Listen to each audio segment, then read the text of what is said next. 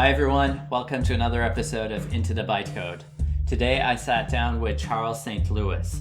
Charles is the Chief Operating Officer at Element Finance, a protocol for fixed and variable yield markets. In this conversation, we focus on the Element DAO and the governance system they've designed, which includes a number of new and interesting ideas. Importantly, Charles was previously the governance architect at MakerDAO, and so he's taken a whole bunch of his learnings from helping Maker transition to a DAO and brought them into Element's design. So in this conversation, we talked about voting vaults, which are a really powerful new primitive that decouple the relationship between capital and voting power and allow much more expressiveness in how users are given a governance voice in an ecosystem.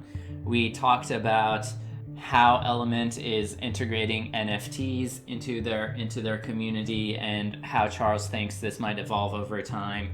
And towards the end, we got some of Charles' personal thoughts on what being a delegate in a governance system feels like and what he would say to people who are considering this. So I'll leave it at that and hope you enjoy the conversation.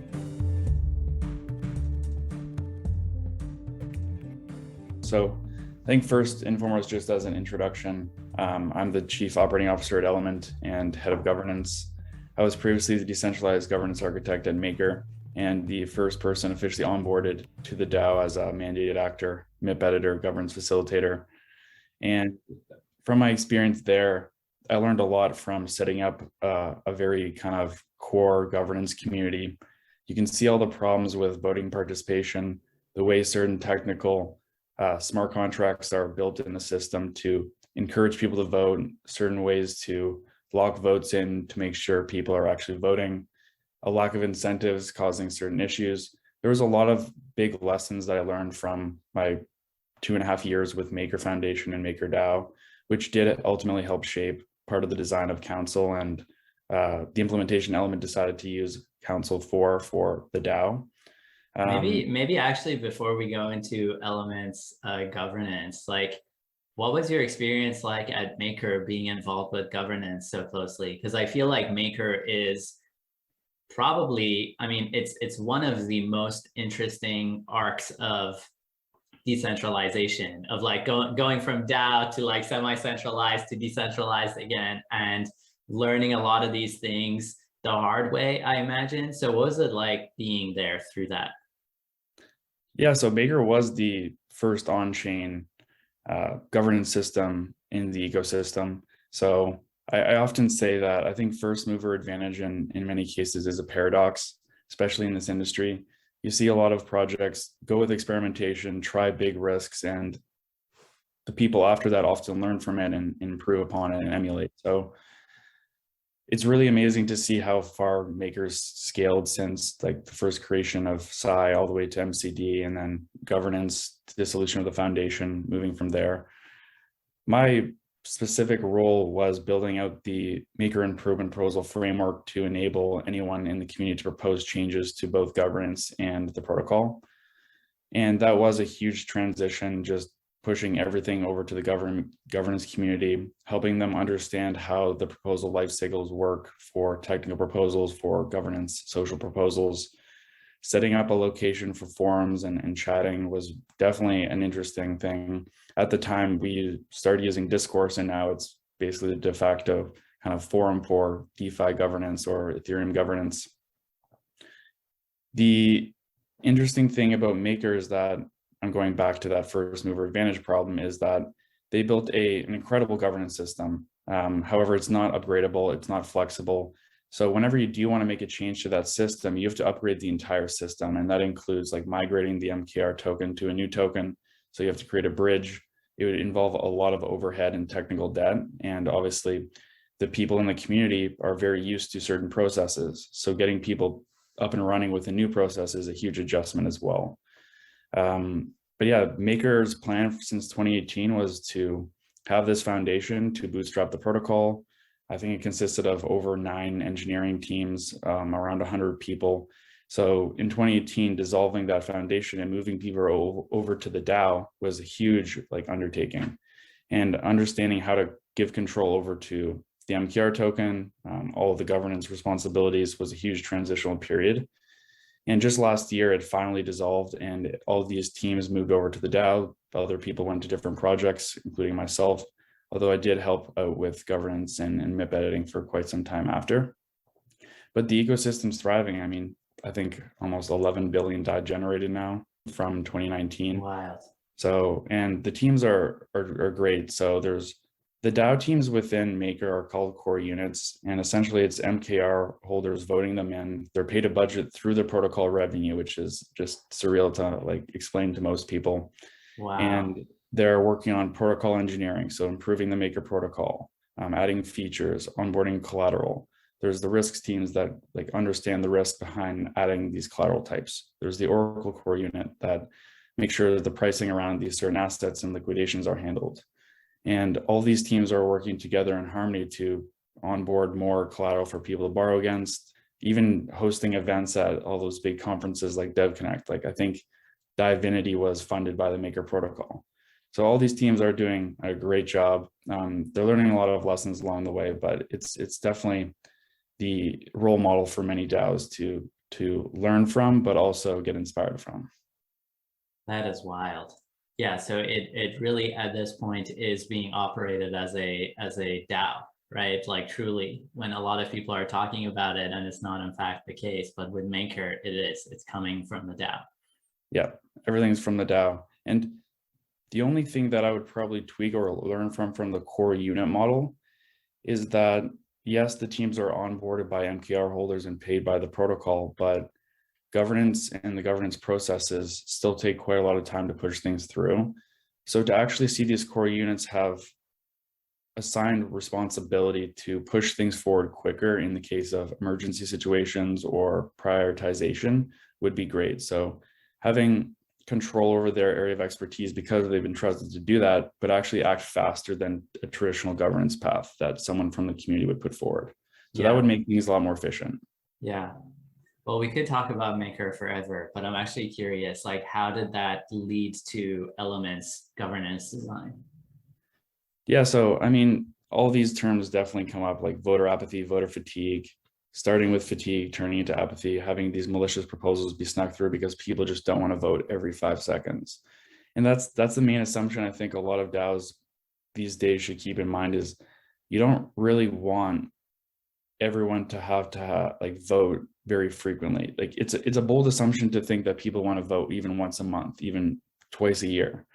Right. So that's where we kind of looked at the council model and the representative democracy kind of model that you'd see in the traditional corporate governance or traditional governance, is that if you can kind of put your trust in a council to make decisions, if they're compensated to be more data driven, there's more likely to be better results coming from that. Because if everyone's voting, it could result in poor decisions because one, they don't spend the time to actually look at like what's happening. They just click on an option. It's very demanding to just have enough context to be able to meaningfully engage with the proposal. Like exactly. In some ways, it's a full-time job unless you're like embedded in unless you're doing something day to day that is somewhat related to the governance process of this protocol, and that gives you particular insights which let you engage with like certain types of proposals, and then not like probably everything that the protocol is like going through.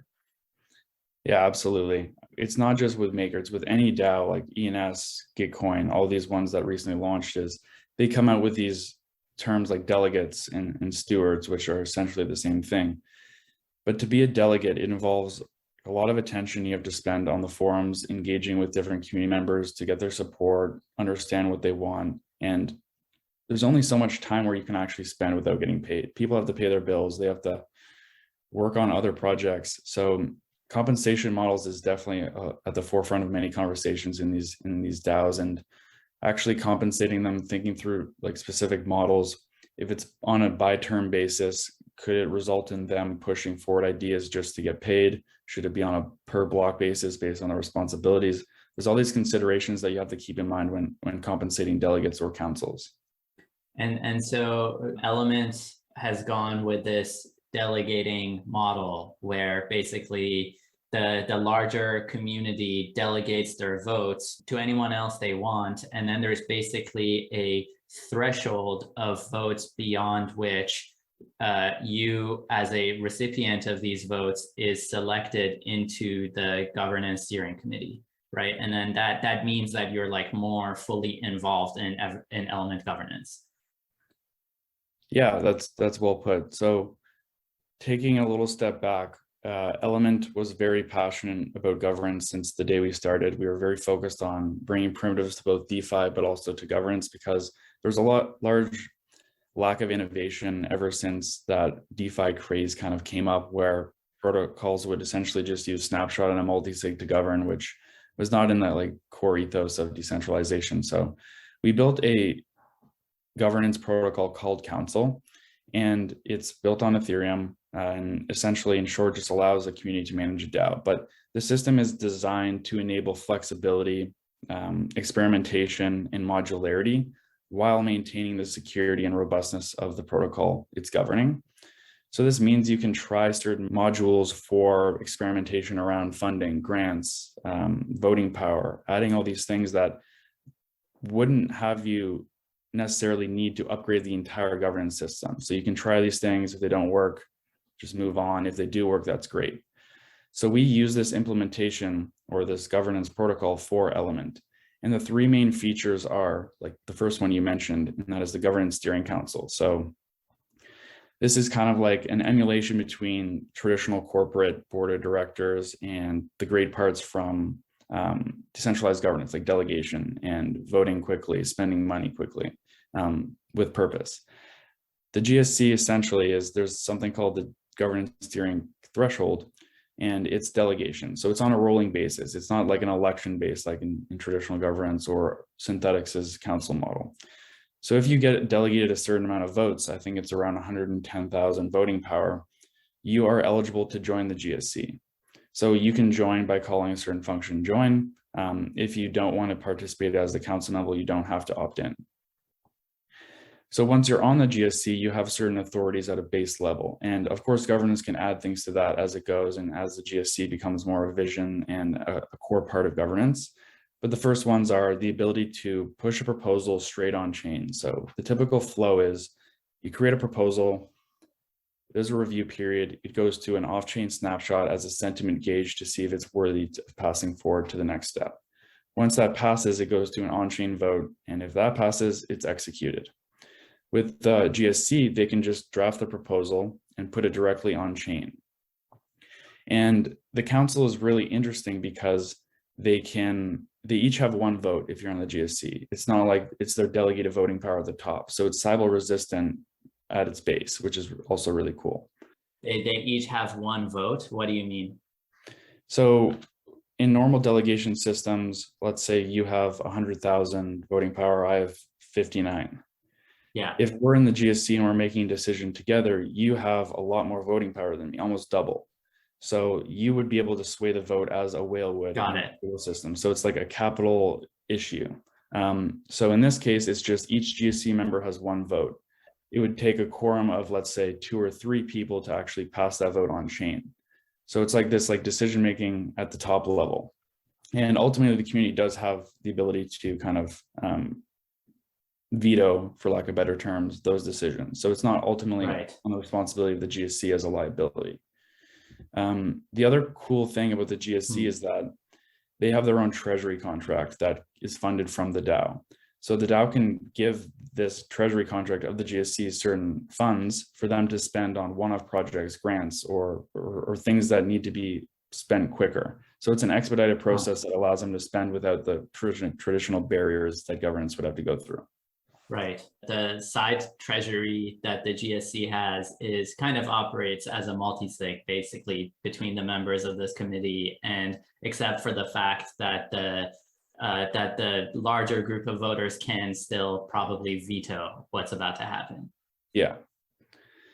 And so the cool thing about the GSC model is that it can extend further. So right now there's only one governance steering council, but there could be a protocol steering council or a risk steering council or treasury steering council, or they have the same models there and they have their own treasury to spend and give grants and fund people from the DAO. So you could go that way with the organizational structure. Our DAO is still figuring out how they should approach like the DAO structure, if we should use things similar to maybe the core unit model, where they like propose their budgets and they show their team breakdown, or you could go to Orca's pods where there's working groups and it's funded for that. The DAO is still very like in this early stage of figuring out what's best, which is really cool from my perspective.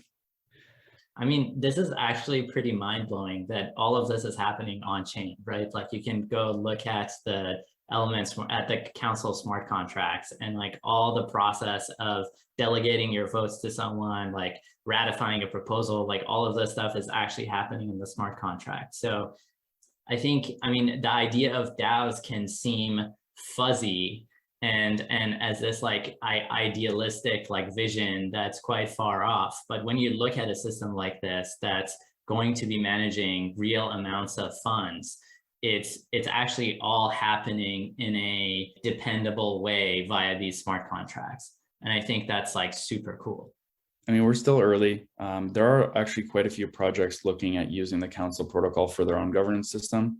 And the cool thing about that is that they don't have to take the whole protocol. They can take like voting vaults, they can take the GSC structure and apply it to their use case. Yeah. So it's not like you have to take the whole framework. It's like modular in at its base, so they can take the parts that they want to use and continue to use the rest of like whatever structure they've built. But I did this really interesting talk at ETH Denver on like why crypto protocols are failing at governance and how to fix it. And I went through the whole history of governance ever since humans beginning with tribes and clans all the way to like republics and whatnot. But the main point was that governance is never going to be fixed or solved. It's an evolving thing. Like it constantly fails. It's about adapting. So what we can do in this industry to make better governance systems and more participation is to actually just build adaptable and flexible systems at the basis so that you can actually change as the political dynamics alter within the DAO. So that's the main thing that I brought up earlier with Maker, is that like changing their governance system is very hard from many reasons. Migrating, technical debt, user adoption, all these different things. So if you start with a base level system that allows you to adapt quicker, it can be more successful in the long run and run more efficiently. Yeah. How does this sort of a system, touch the regulatory, like legal world? Because I think that's one of the big questions that as a team who's like launching a protocol, you have to think through. Yeah, so there's different approaches. I mean, like we saw with the Maker Foundation and MakerDAO, their original goal was iterative decentralization, or there's a few different gradual decentralization, different terms like that. So if that's your original goal and like the plan is in place to actually go fully decentralized over the course of a few months, a few years, and that's your original goal, that's great. You ultimately do need to get there. So you can take the gradual way, you can take the immediate way. With our launch, we essentially passed over voting power immediately to the community. There's no snapshot or multi-sig. It's ultimately up to the DAO. So I think a lot of projects that haven't had the liberty to do a lot of governance experimentation or go through these processes on their own tend to go to the lowest hanging fruit of, let's use snapshot and a multi-sig for now while we figure out what our grand plan for governance is. In the meantime, we can transfer snapshot to the DAO voting. But after that, we'll have to decide between building our own system, using Governor Bravo from Compound, maybe even using Council now. So it's kind of like this crutch to lean on as they figure it out. But I think it's a really huge priority to fully decentralize. And a lot of projects are kind of putting it on the back burner when it should be the ultimate priority. So I imagine if you're fully decentralizing out of the gate, that also requires that you've kind of helped develop a community that understands what's going on and that cares enough about the project to meaningfully get involved. How did you think about that piece of it? Or what were the sorts of things that you did in advance of this, like, a long time in advance of it? Yeah, I think the first thing that is important is to educate around what governance is going to look like. I think we first posted our introduction to council 9 months ago, and we started to explain how it's going to work, like what are the key features, what it means for the community once governance launches, providing them with a foundational kind of tool basis. So we came out with the element governance proposal framework. Doesn't have quite a ring to it yet, but it explains generally how like a social proposal will be passed, how a technical proposal will be passed, and the different like statuses, ways to propose, channels to aggregate, like a governance dashboard, a forum, giving them the like level of tools to actually start walking before they run. And then once everything is kind of moving, a political dynamic has been settled on, they can start to improve it as they go. So over communicate about what you're going to do with governance. Don't just drop it out of the bat, because it's a really bold move to just drop a governance like token, if that is your use case, and then just say the community is going to figure it out, because that's going to take a long time. So you want to kind of provide them with like minimal tools to actually get started, and then once they're comfortable, to evolve it and make it better as like a collective group. Right. So you give the system enough of an initial push and momentum to carry it through this initial stage. But then in the case of Element, you've also left like pretty big decisions that the governance system needs to make, right? Like even unlocking the tokens in the first place. And maybe this is a good transition to talking about these voting vaults. Yeah, so that is my favorite feature. The third feature, which we might not get to, is kind of optimistic rewards and optimistic grants, because in general, as you probably know, grant systems in the ecosystem always kind of assume a pessimistic approach to the grantee failing, and the payment method and the way they're compensated is reflected in that. So it's kind of like this off-chain way of creating reward systems and calculating this, but also maintaining the ability to claw back if like milestones aren't reached. Yeah. But voting vaults, so it's my favorite because it increases inclusivity of like governance community in a DAO, but it also allows capital efficient voting. So I'll start with capital efficiency. So in many systems, you essentially have to lock your voting power up in a contract, and the only thing you can do with that is vote on proposals, whether that happens each week, once a month, twice a year. It creates a huge opportunity cost on participating in governance. And if you're a whale, like that's fine. For people who are minnows or smaller holders, they kind of have this opportunity cost where they could go into DeFi and use their governance tokens to borrow against it, or LP, or actually make some sort of return from it. So it's a huge problem, and it reduces governance participation when you have people just go off and do their own thing and stop to care. So with voting vaults, it essentially allows you to assign voting power or voting weight to a specific use case. Now that's very broad, so I'll go into some examples. The first one could be a compound voting vault. So you could have your governance tokens in compound, borrowing against it and going and doing DeFi stuff with that, all the while maintaining the ability to vote or delegate in the system.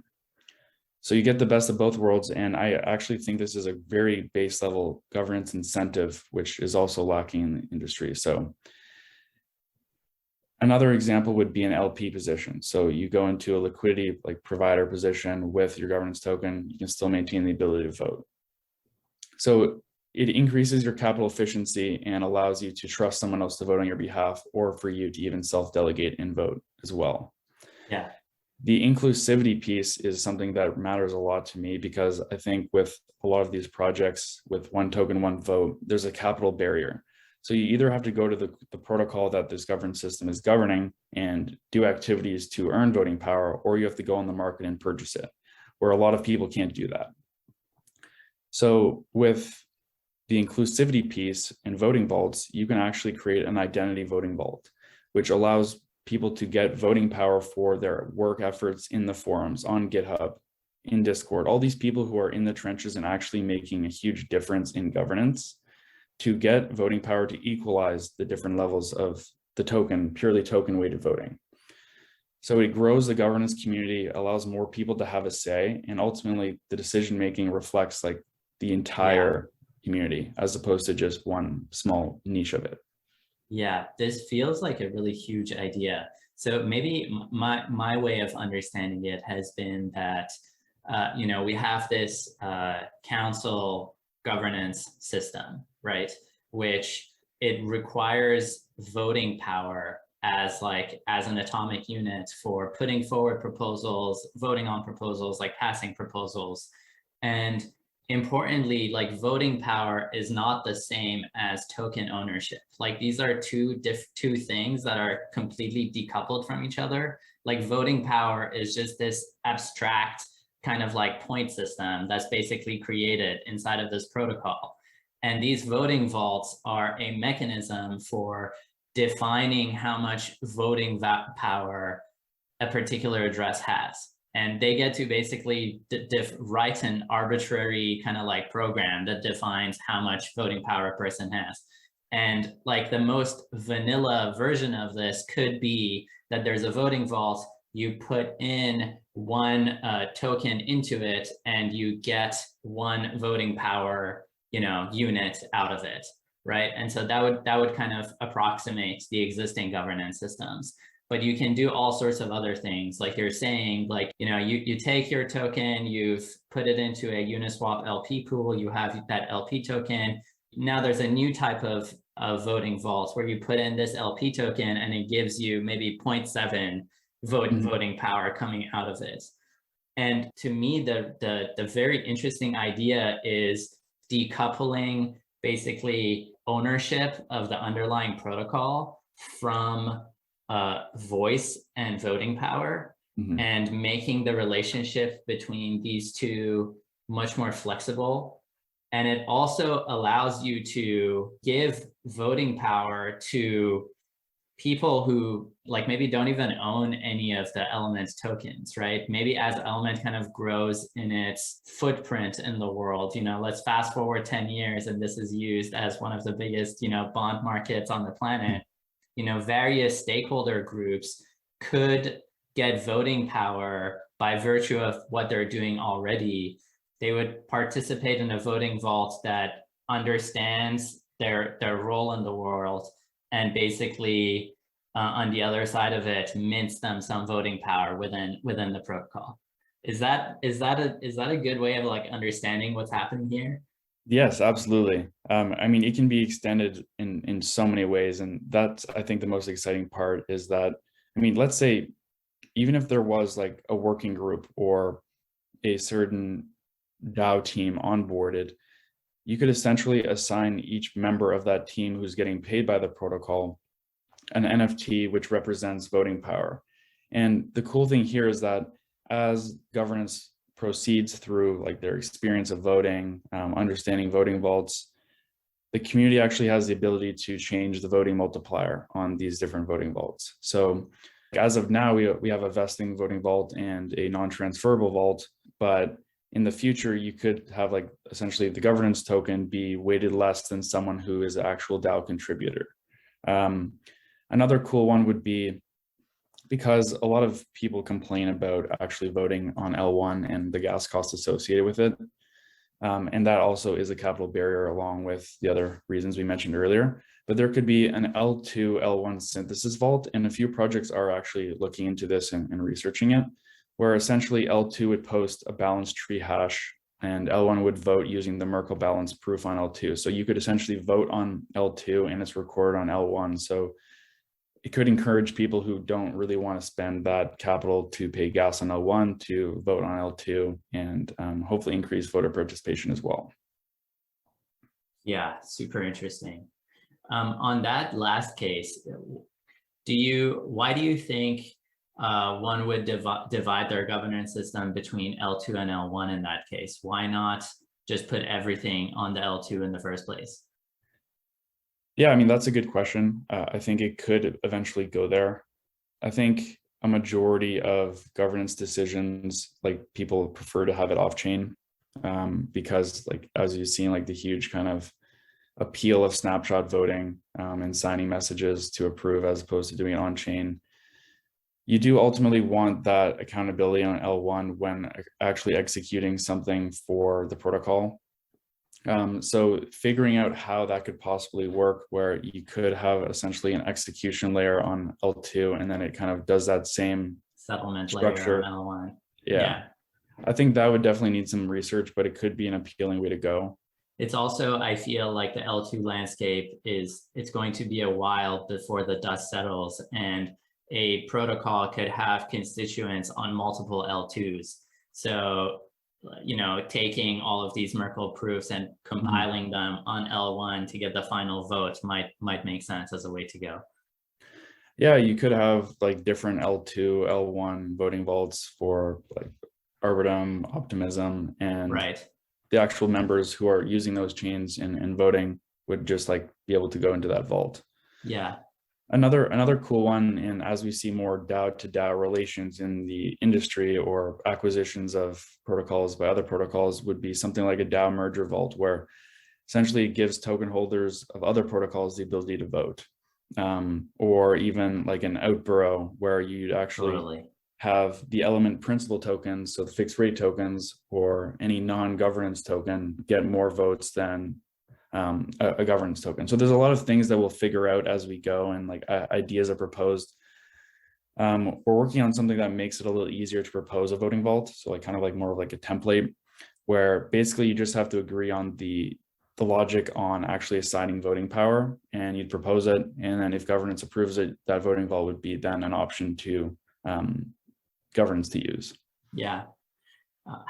So when introducing a new voting vault, which, indirectly introduces a whole new kind of voting constituency into the protocol, how do you think about how that affects the top down, like if you're looking at the protocol governance from the top down and there's this like pie chart of constituents and like what they're each doing, how that affects quorums needed for votes to pass? And I think the way council works currently, it's not going based off of like a percentage of the votes voted for something, but instead it's more of like you have to pass an absolute threshold for something to go through. When you add a new voting vault, you'll kind of increase the total number of voting power in the system, right? Yeah, that's a good point. So you'd actually have to keep a close eye on the actual threshold. So right now we do have a proposal threshold. So you have to have a certain amount of balance to actually propose something on chain. There's certain quorums as well. So that would all have to adjust as like the voting power in the system increases. We haven't seen any ideas yet that haven't proposed anything related to the governance token. So that will be an interesting use case. But yeah, in terms of proposing future voting vaults, all that's really needed is to establish that logic for counting votes and providing voting power. And then governance will essentially vote to approve that method. And if it's successful and the integration is complete, any user can start voting using that. But that's something that maybe the governance steering council will keep an eye on to see like how can we scale this voting power and like establish and keep our other governance parameters updated as these things scale. Yeah. Super interesting, but it feels like a very powerful primitive. I'm very excited to see how it's going to increase inclusivity, especially. I mean, I personally think that I've done a lot of research on actually giving voting power or governance incentives through projects like SourceCred, and understanding the qualitative aspect of measuring contribution has always been tough. You have to like create custom algorithms on measuring this because people could just like certain posts or comment nonsense and it counts towards their like contribution. So that's going to be tough with the identity voting vault, is actually measuring the qualitative aspects of contributions, because the quantitative side can be very like easily gamed, especially on like let's say on like GitHub, I'm contributing to like a core like protocol contract or some other aspect, and I create 100 commits instead of squashing into one. It could be easily gamed, right? So it's going to take a lot of research, and I mean, as we know, like whenever you introduce metrics, it's always a possibility of having it gamed. So it's going to be quite interesting to see that evolve. Wait, so an identity vault, how would that actually work? You put in your Twitter handle basically as the input, and how does it decide how much voting power you get? Yeah, so Twitter would be tough. I think the first ones that come to mind would probably be like a GitHub contributor to the Element protocol, like repo, or the council protocol itself. Another one would be like forum participation. So you want to think about the level of contributions. If it's just a comment in the code, obviously it shouldn't be weighted as high. So it gets very complex when you start to think about like, how do we create these metrics for assigning voting power based on those? Maybe you could look at certain things on the forums, like if this person proposed a proposal that was successfully implemented, that's like a boost to a score or a multiplier. Or certain voting percentages if they're a big delegate. How would the contract be able to read this information? It would probably all be done off chain and then just posted on chain for like the vote counting. So right, so there would be like some group or some sort of an oracle process for like computing these things using off-chain computation.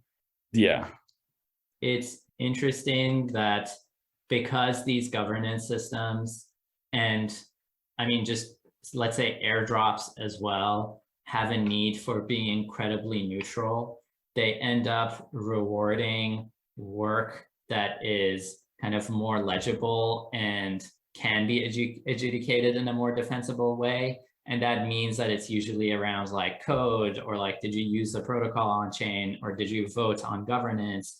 But it can't get into the subjective stuff, or like, you know, the operational oriented work.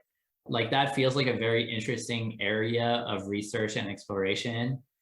And the sorts of ideas that I find interesting there are like just giving up on the idea of trying to come up with some objective measure of someone's contribution, and instead try to construct it in a subjective way.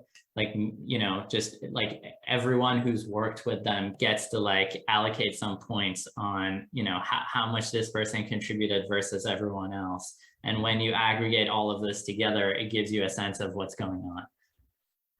Yeah, it's very hard to automate such a process. And I mean, like I say about governance in general, is like you kind of want to automate as much as possible, but at the end of the day, you're going to have humans to step in, whether it's in the case of emergency or setting certain parameters and actually looking at it from like a human level. It is all about experimentation, as this industry is. So I think that's why I'll bring it back to this concept of council and being upgradable, modular, flexible, blah, blah, blah, is that it allows us to try these things. And if they work, that's great. But if they don't, like, we learned a lesson. And Totally. we do want to constantly just push forward new like experiments like voting vaults, even extend further, and just continue on that path of Ethereum's core ethos. So one maybe last topic before we wrap, NFTs as a potential part of a community and governance, right? So Element has this kind of PFP project called the ElFiverse, which is like a bunch of elves, and they were gifted to users of the protocol. And I think some amount of them remain to be given out by the protocol over time. And my understanding is that these NFTs don't actually do anything functionally at the moment, right? It's more to be a part of this social community, which I feel is like it's super interesting as a way to like tie people together. But I'm curious like how you're thinking about the role that NFTs in general can play in how these decentralized protocols grow over time. Yeah, it's definitely something that hasn't really been pushed forward all that much with DeFi protocols. I mean, obviously NFTs are blowing up, but the CEO of Element posted around the date of the drop was that our hypothesis at Element was that NFTs will be an integral part of DeFi and DAO governance going forward. And I think the major takeaway there is that your community are your future governors. So bringing a way to build the community and grow the community through NFTs and marking your PFP as an ELF and bonding over these things brings everyone together. So it's more about a way to grow your community to different, like speaking back to inclusivity, is like bringing the NFT like group in, bringing the DeFi group together and putting them together and allowing them to bond over these things. And maybe in the future, you can use these NFTs as a means of like a voting vault. So like if you own this, like you get some voting power in the system. So there's a lot of things that the DAO can decide on what to do with this project. And I think it just brings back to like, ultimately your community will be your governors. So you got to treat them well. You got to get them excited about things and bring them together. So that's kind of what the goal of this project was, is that it excites people, it brings people together, and then they can decide where it goes. Is it going to be a game? Is it going to be a gamified area to bring people back to the Element protocol? Is it going to have voting power? There's all these options that people can decide on. Right.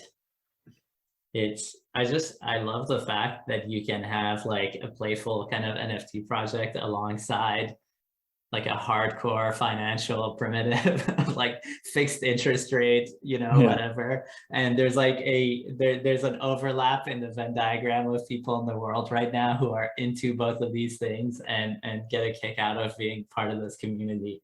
I think there's like something fun and special going on. It also makes me think of this like idea of, great things start by looking like toys. And the fact that it's so playful is a very positive thing in my mind. Yeah, that's really well put. I'm excited to see what happens with the ElFiverse, and if the DAO eventually creates a working group on pushing certain aspects of it forward. Maybe it could be some sort of gamified experience that ties it back to learning about the Element protocol and like tying certain aspects there. Or if it's just a way to measure your identity vault as like an aggregate. So maybe an identity vault could be just tying voting power from your GitHub contributions, your forum, ties in if you're a NFT holder, and assigns you voting power to then kind of have a bigger say in the governance system. There's just so much that can be done. And we actually are going to, I think Cash on our team, he did a great thread on the architecture decisions around the ElFiverse and like what contracts we used, what that means, that it's open source, it can be extended upon, it can be used for other projects, and just seeing what happens next is going to be really exciting. The DAO is just picking up. I think we've seen 4 Element governance proposals come forward already. I imagine some of them will move to a vote soon. So we're really just in that kind of walking before a running process, and all the ideas in our Discord are just so exciting. And it really shows like all the people who have got excited with these NFTs are now moving over to the governance channel to talk about like, how are we going to manage this? Or how are we going to manage onboarding assets in the future? And all these different areas are just starting to really like avalanche. Yeah. What advice would you give to someone who's considering becoming a delegate in one of these protocols? And I think there's a lot of like interesting protocols that are coming live in the last few months, right? Element, ENS, like Optimism. There's just like a bunch of like interesting stuff that's going on. Like, I wonder if you could, given you've been in and around this space of governance for a long time, what can you share about what being a delegate involves? Like, what sorts of people should consider this? Like, what do you need to be good at? What do you need to enjoy? What is like the workload? So I think I have 2 answers for that. The first one is there are projects that recently launched, and the delegate profiles are kind of up to the person to decide. So that one's a little tougher, is like, don't consider being a delegate if you don't want to be involved on a daily basis or a weekly basis in this project. If you're not passionate about the project, if you're just doing it for kind of throwing your name in the ring, go ahead, but you probably won't get much adoption. The second one is, if there's already a delegate kind of presence set forward, I think a delegate profile should depend on the areas of the protocol that actually need attention. So treasury management, protocol engineering, risk, the list goes on. So if you can offer certain aspects in that and you actually like doing it, much like any job, you should get some enjoyment out of it.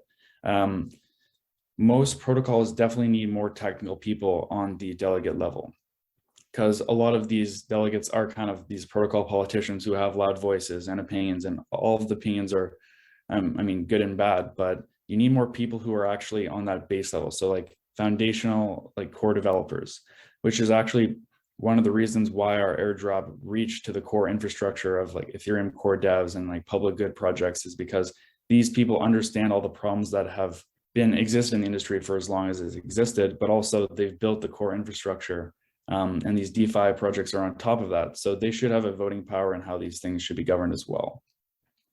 I went off on a bit of a tangent with that, but with a delegate, I think always be over like communicative. Try really hard to set up community calls, because people will follow you if you just try to organize. It's hard to be a timid person with opinions when you aren't just going to push yourself to set up a community call and talk about things.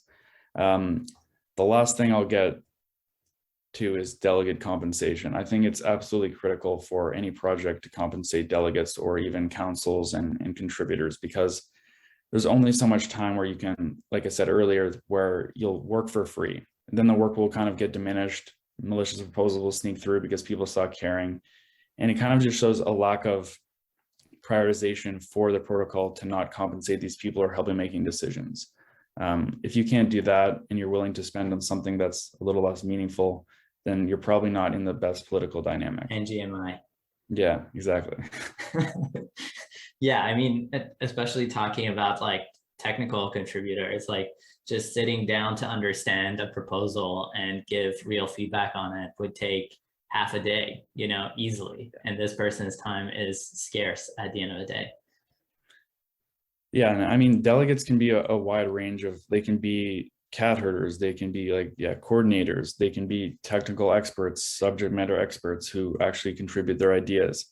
What I really like about the council setup is that, back to what we were talking about, all the metrics that we would have to like look at continuously in the governance system for adjusting quorums or adding voting vaults, is with a council, you can kind of view it as like a board of directors where like they're getting compensated, they have a treasury, they can spend to hire outside service providers to do data analysis continuously so that they have better informed decisions to guide things forward. So like you don't need to think of it as like I'm a delegate as an individual and I need to do all of the work. You can take more of a kind of like leadership, like PM type mentality of I have resources, or I can ask the protocol for resources and I can delegate pieces of work. I can delegate the other kind of delegating, like to get the information I need to make good contributions. Mm-hmm. I mean, that's the core unit model with Maker, is that they have these teams that work on those various areas, but they have a core unit facilitator, which is kind of like the public figure or the protocol politician for that group, where they're communicating all their updates on engineering, risk, marketing, but the team in the back end is working on this stuff. So they're kind of like the team lead or the face of the group, which I find really interesting. Yeah. We could talk about this stuff forever, but yeah, we can gradually bring to a close here. Thanks so much for taking the time. Yeah, this has been awesome. I really appreciate it.